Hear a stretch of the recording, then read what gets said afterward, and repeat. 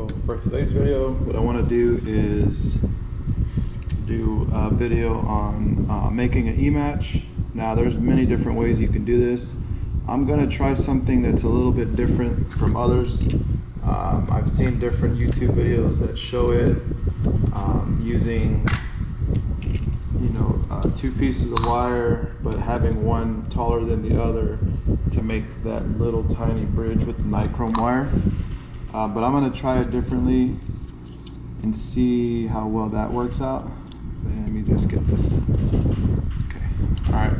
So first, in order to determine whether or not your wire is going to be any good, is you want to test for continuity.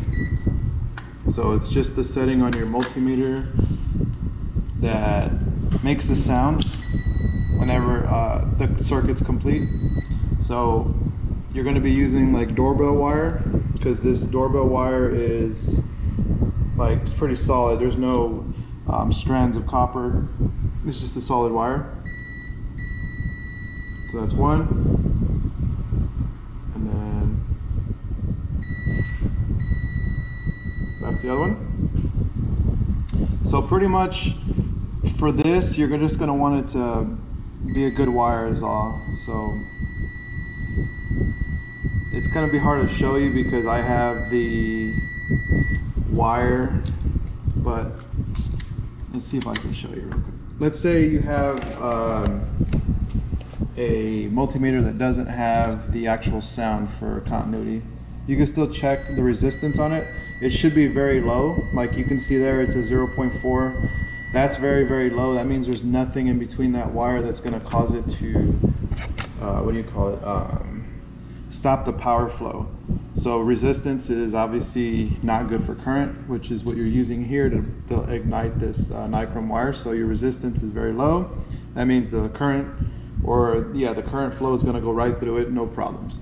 Now, this wire here is nichrome, which is used in heating. So a lot of the heater elements, you'll see it wrapped around in the ones that are like the ones you plug in the wall, and you can see the wire glow red. So on this guy, you can see it's an 8.1. So this guy has more resistance than this solid wire here. So that's why this guy is able to turn red whenever it glows, because that's where the I guess the flame, or not the flame rather, but the heat is coming from, and that's what ignites the pyrogen, and then therefore creates your E-match. So like I showed before in my other videos, these wires are pretty stiff because it's all solid. There's nothing in the middle that's like stranded, and then you have a little jumper wire that goes across. It's going to be a little bit hard to tell. I'm using my GoPro, so I don't know if it's going to focus, but a little piece of wire in the middle that goes from one side to the other. That little bridge is what you would call completing the circuit with the battery. And then, because like I said before, the little nichrome wire has a high resistance, it's going to absorb more of the current and it's going to glow, and that's what ignites that little brown stuff. But we're going to make our own pyrogen. Obviously I'm not going to be using something that I am going to buy. I'm going to try to make it on my own. So what I'm going to do is I'm going to cut a piece of this nichrome wire. Well, I'm going to see if I can cut it. You don't really need a lot, but I'm trying to cut it to where this wire is not going to be like loose, because I can see it's it's the size of a hair pretty much. Like it's very, very, very thin. I've showed it before in my other video, but if you wanted to know, this is nichrome 80 40 American wire gauge, so that's just AWG. It's 100 feet, so it's the same kind of stuff you'd be using like in your vape or whatever if you do that.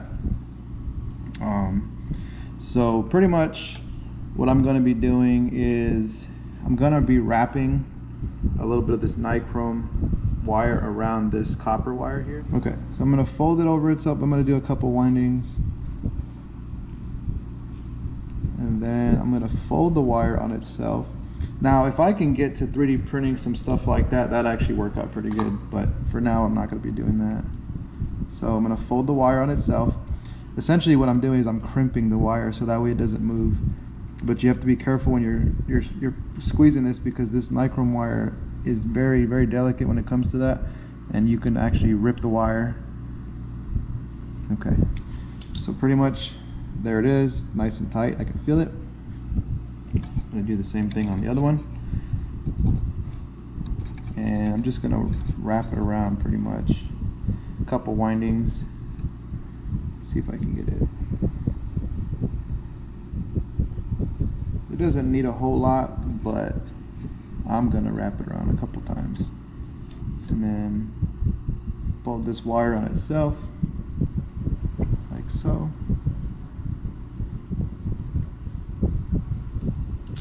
Okay. Now it's very hard to see the wire, but it's there, and so we can test for continuity, which you can see these two wires are not touching. But if the nichrome is doing its job, you should be able to hear the beep.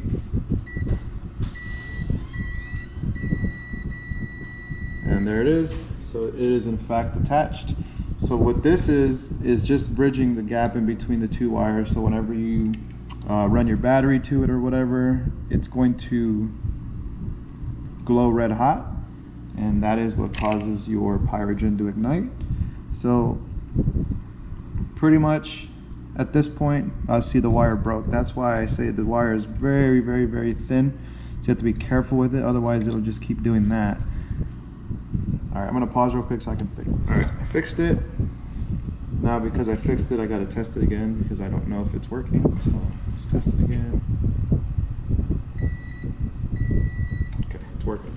All right, so that wire, like I said, is very, very thin. It's super, like, as a matter of fact, I found a hair, which is kind of weird. And along with that hair, you have this nichrome wire, very thin, you can see that. All right, so what you could do, because it's now bridged, is you could tape the wires together like so, right? And then that'll be your bridge that you're going to be needing for your pyrogen. You dip this guy into your pyrogen, let it dry, and then it becomes an E-match. So I'm going to tape these wires up, or you can use heat shrink, whatever you want to do to make it nicer. You can use super glue in between. I'm just going to tape it really quick, and then, but it's going to be hard to see. This guy is going to be the SD's E-match that you get in your normal model rocket kit. I'm not sure if it's focusing because I'm using a GoPro, but let me test it to see if it's still good, because this thing, I've had it for maybe a year and it's just been sitting around. Make sure I'm touching it. Yeah, it still works. So this guy has like a little bit of, I don't know what you would call it. See if I can. I need something to, well, anyways, so there's like a little bit of like glue or something on the edge. You see a little tiny jumper wire that goes across, which is your nichrome, and that's what there's like a little bit of white stuff in there. I don't know, it looks like glue or something. I'm gonna put a little bit of this sparkler composition in here, and we'll be mixing that up and see if I can get that into that powdered state that I like from the strobe pot. If it doesn't work with it, I'm just gonna make a little bit of strobe pot and then we'll go from there. But pretty much what I'm trying to do is make a pyrogen, and if I can make a pyrogen with this, that'll be nice. Now we all know that sparkler composition is not easy to light, so it might not even work, but it's worth the shot. I'm gonna wet that up a little bit more. Hopefully it doesn't spray everywhere. Okay. So you can see that it's getting wet.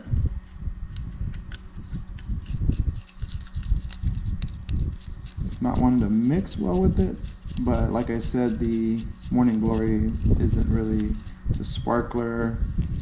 So it's got, well, I don't know how they make their sparklers, so whatever it's got in it, it's probably not mixing with the water well, so.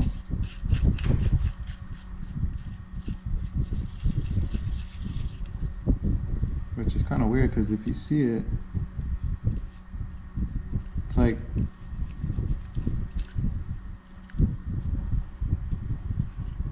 yeah, see, it's turning into what it's supposed to turn into, but it's just super, super watery, and I think that's the issue I'm having, is that it's not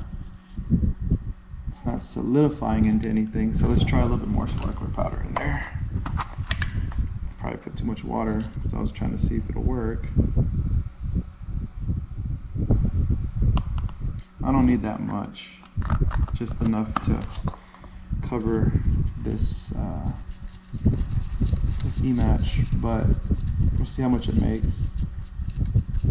And another thing, I think the strobe composition has dextrin in it, and I think that's why it mixes so well. But then it also has aluminum in it, which doesn't react like what do you call it? Like black powder does. Black powder has a weird, like, not even like putty more. It's more like a dough, but actually I'm lying. So the black powder is like a putty, and the strobe mix is like a dough, which is the one I like.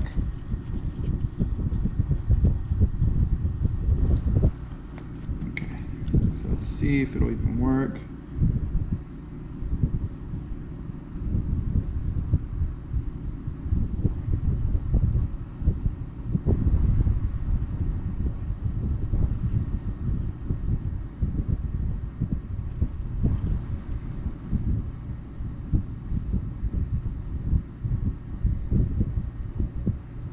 Yeah, I may have to use black powder or strobe slurry because it's not wanting to do anything. And we'll let that dry and see if it does anything, and we'll come back and figure it out.